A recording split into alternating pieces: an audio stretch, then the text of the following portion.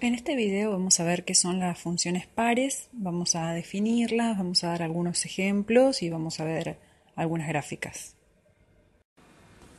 Vamos a decir que una función es par si la imagen de un valor es igual a la imagen de su opuesto.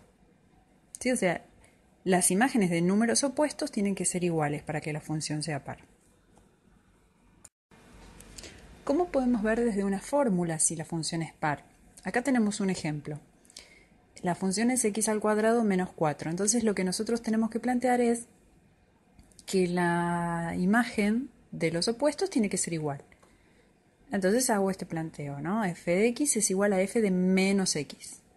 F de x es lo que ya teníamos acá, o sea, x al cuadrado menos 4. Y f de menos x va a ser esto mismo, x al cuadrado menos 4, pero en vez de poner x pongo menos x. Entonces va a quedar menos x al cuadrado menos 4. Ahora bien, menos x al cuadrado es x al cuadrado, porque al hacer menos x, menos por menos se va a hacer más. Por lo tanto, esta función es par, porque para cualquier número que pongamos acá, su opuesto va a tener la misma imagen. Vamos a verlo con un ejemplo numérico para que se entienda un poquito más.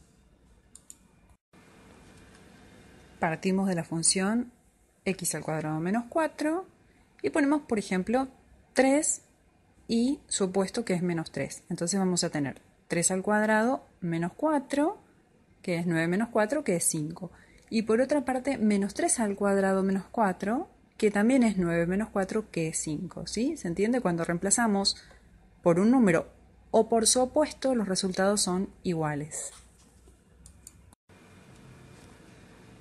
Bueno, ahora bien, el hecho de que un número y su opuesto tengan imágenes iguales va a generar gráficamente una particularidad. Por ejemplo, acá tengo 2 y menos 2 que están a la altura del 0.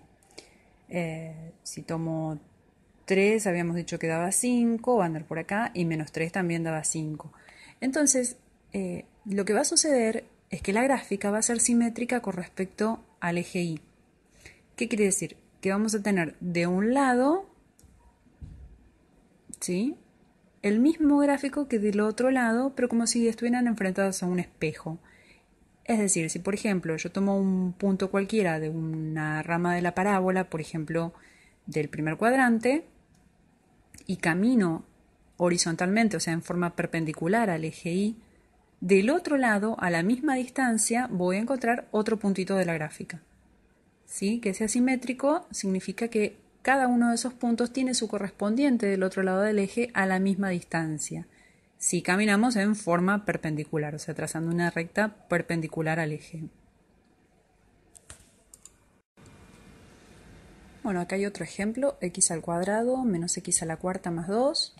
Hacemos el planteo de que la imagen de un número tiene que ser igual a la imagen de su opuesto, un planteo general, ponemos x o ponemos cualquier letra. De este lado que puse f de x voy a copiar la fórmula de x al cuadrado menos x a la cuarta más 2, que es la que estaba allá arriba. Y del otro lado, como teníamos menos x, a donde dice x voy a poner menos x. ¿Sí? Va a ser menos x al cuadrado, menos que estaba en la fórmula, menos x a la cuarta más 2. Como los exponentes son pares, tengo acá al cuadrado y acá a la cuarta, cuando elevemos va a quedar positivo. Va a quedar x al cuadrado y acá va a quedar x a la cuarta. Este menos que está acá es el que estaba afuera del paréntesis, el que venía de la fórmula original. O sea que esta función también es par, ya que la imagen de un número va a ser igual a la imagen de su opuesto. Podemos observar en la gráfica de esta función que hay una simetría y que el eje de simetría es el eje Y, el grafiquito es de un lado igual que el del otro lado, ¿sí? Fíjense que por acá corta un poquito antes de 1,5. Por ejemplo, acá tengo menos 1 y la imagen es 2, y en 1 la imagen es 2 también, ¿sí? En este no hicimos ejemplos numéricos de reemplazo, pero en el gráfico se ve la simetría, así que de un lado es lo mismo que del otro, como si estuviese enfrentado a un espejo. Este es otro ejemplo. La función es logaritmo natural del módulo de x. Entonces planteamos que la imagen de un número cualquiera tiene que ser igual a la imagen de su opuesto. F de x es logaritmo natural del módulo de x y del otro lado vamos a poner logaritmo natural del módulo de menos x. Recordemos que acá no tenemos inconveniente con números negativos en el argumento del logaritmo porque el módulo los va a ser siempre positivos. Lo que no podemos poner es 0, pero ahora números negativos podemos poner ahí porque total cuando le apliquemos módulo o cuando calculemos el módulo se van a hacer positivos. Ahora bien, como el módulo de un número es igual al módulo de su opuesto, podemos decir que el módulo de menos x es igual al módulo de x. Por lo tanto, vemos que esta función va a ser también par. Y si miramos el gráfico de esta función, del logaritmo natural del módulo de x, podemos ver que es simétrica con respecto al eje y.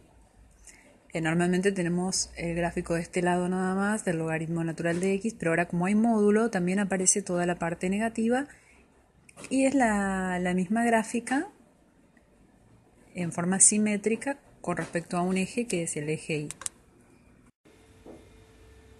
Si te quedaron dudas, si tenés consultas, si tenés algún ejercicio que no sale o querés sugerir algún tema para algún video, puedes dejarlo en los comentarios.